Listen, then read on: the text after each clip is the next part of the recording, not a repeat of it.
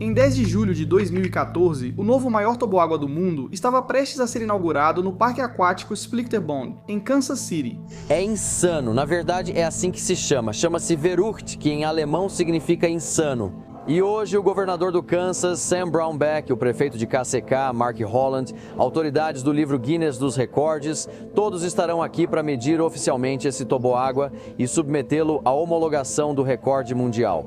Minha esposa deixou eu ir no toboágua. Ela não autorizou nossos filhos e não sei o que isso significa. Se você não pensar demais e só curtir a descida, essa deve ser a melhor forma de viver. Verrückt, que significa insano em alemão, tinha acabado de bater o recorde e se tornar o toboágua mais alto do mundo, com uma altura de 51 metros e 40 centímetros. Verrückt estava originalmente programado para abrir em junho de 2013, mas algumas dificuldades nas etapas de construção e testes atrasaram essa inauguração. Agora sobre o que seria o maior toboágua do mundo, cuja inauguração foi adiada pela terceira vez. A grande questão é, será que é seguro? A ideia por trás desse toboágua é um design bastante simples. Há a queda inicial da plataforma de 163 pés de altura e lembre-se, isso é mais alto que as cataratas do Niágara.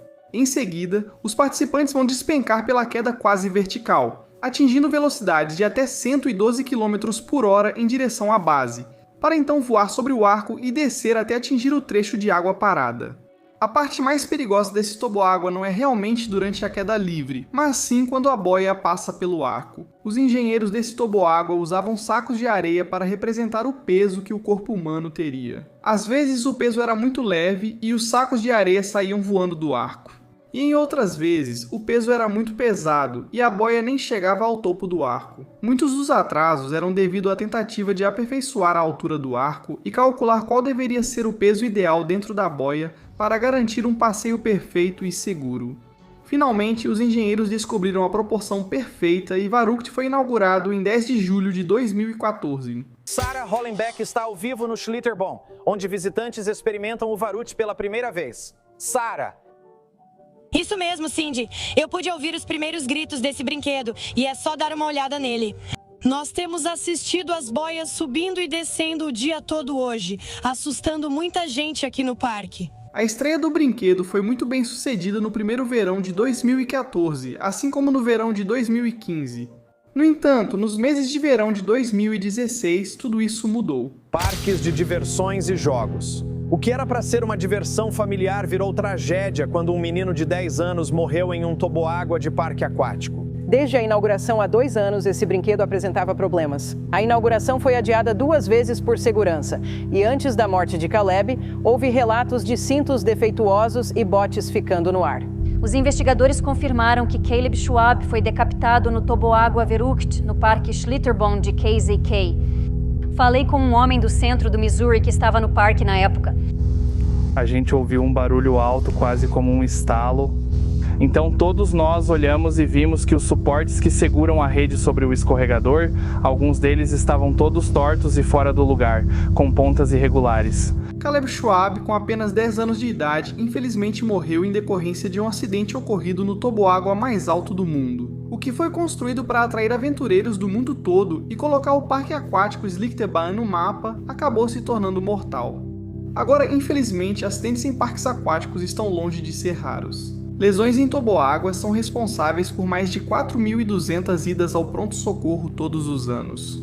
Muitos desses ferimentos incluem arranhões, concussões, membros quebrados e danos na coluna. Isso nem inclui as pessoas que são resgatadas por salva-vidas a cada ano. E um número ainda mais impressionante, cerca de 100 mil pessoas são salvas de afogamento todos os anos. E esse número ultrapassa 1 milhão de pessoas salvas se você considerar o mundo todo. Há algo que é muito menos visível, porém, que acaba causando grande perigo nessas piscinas. Uma investigação está em curso após dezenas serem hospitalizadas, algumas inconscientes. A polícia atribui o caso a uma bomba de piscina com defeito. Instrutores de natação relatam que tudo ocorreu em segundos. Em um treino, crianças começaram a tossir e algumas disseram não conseguir respirar. Possivelmente vários pacientes sofrendo devido à inalação de cloro. Quase 50 pessoas, a maioria crianças, ficaram gravemente doentes depois que uma falha na bomba liberou uma grande quantidade de cloro na água. A polícia disse que a bomba parou de circular a água, permitindo o acúmulo de cloro.